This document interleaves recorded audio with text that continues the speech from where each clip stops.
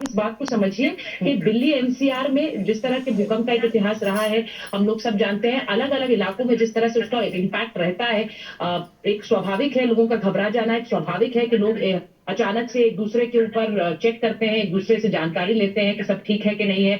सुबह सुबह जैसा मैं बता रही हूँ, भूकंप के तेज झटके थे, दिल्ली एनसीआर में भूकंप के झटके थे, और ऐसा लगा मानो आसपास की चीजें, आसपास के जो सामान है वो बहुत तेजी से हिला है। और मैंने जैसे कहा कि जो फर्स्ट रिएक्शन होता है, आप अचानक से जो आसपास के लोग होते हैं, अपने करीबी होते हैं, परिवार होता है, उनको एकदम से आप उनसे बात करते हैं, उनको मैसेज करते हैं ये चेक करने के लिए कि सब कुछ ठीक है कि नहीं। मैं आपको फिर कह रही हूँ कि अगर यही झटके दोपहर के समय होते तो आप मान लीजिए कि यहाँ पर बहुत से लोग सड़कों पर निकल आते, लेकिन शायद क्योंकि ये सोने का समय था, बहुत से लोग जगह नहीं थे, शायद लोगों ने उस तीव्रता को उस तरह से महसूस नहीं किया जिस तरह से मैं कह रही हूँ कि हमने महसूस किया है।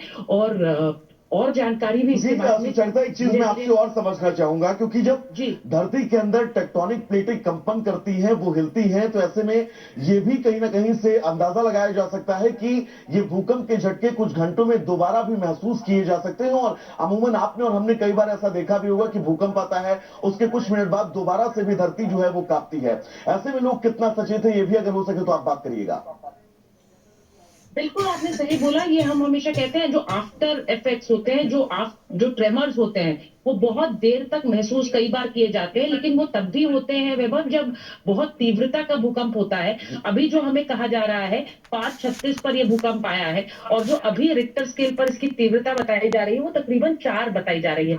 तो शायद एक हम एज अ प्रिकॉशनरी मेजर, आम आदमी जिसको थोड़ी बहुत समझ है अर्थक्वेक्स की, जो देखता है कि सिचुएशन कैसी रहती है, लोग घरों से बाहर निकलते हैं, एक प्रिकॉशनरी मेजर होता है कि हमें अपनों को बचा पाए कि कोई अगर कोई आफ्टर शॉक हो तो उससे कोई हानि ना पहुंचे। लेकिन मैं आपको फिर कहूंगी कि अभी जो तीव्रता बताई जा रही है वो तकरीबन 4 बताई जा रही है, और इसीलिए शायद जो आफ्टर शॉक्स हैं वो उस तरह से महसूस नहीं किए गए हैं। ये एक बहुत जोर का झटका था, अचानक आया, लोग जाग गए, लोग अपने घरों से निकले हैं। लेकिन मैं फिर कहूंगी कि शायद वो आफ्टर शॉक्स कहा जाता है कि तकरीबन आधे घंटे तक अगर वो आफ्टर शॉक्स होते हैं, वो ट्रेमर्स होते हैं, तो वो महसूस कर लिए जाते हैं। उसके बाद अच्छी भगवान का शुक्र है कि उसके बाद इस तरह के झटके महसूस नहीं किए गए हैं। लेकिन जो हम अपने दर्शकों को भी दिखा रहे हैं, भूकंप का जो केंद्र रहा और भूकंप के जो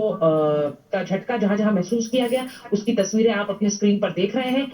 मैं फिर कहूंगी क्योंकि ये सुबह का समय था, बहुत से लोग सो रहे थे, तो लोगों ने शायद इसकी तीव्रता को उस तरह से महसूस नहीं बिल्कुल, किया। और यही वजह है कि लोग सोते रहे और वो बहुत ज्यादा पैनिक वाली सिचुएशन जो है वो सुचारिता नहीं आई। लोमस भी लगातार सुबह से एक एक तस्वीर हम तक पहुंचा रहे हैं। लोमस, वहां पर क्या हालात है, लोगों से एक बार बात करिएगा।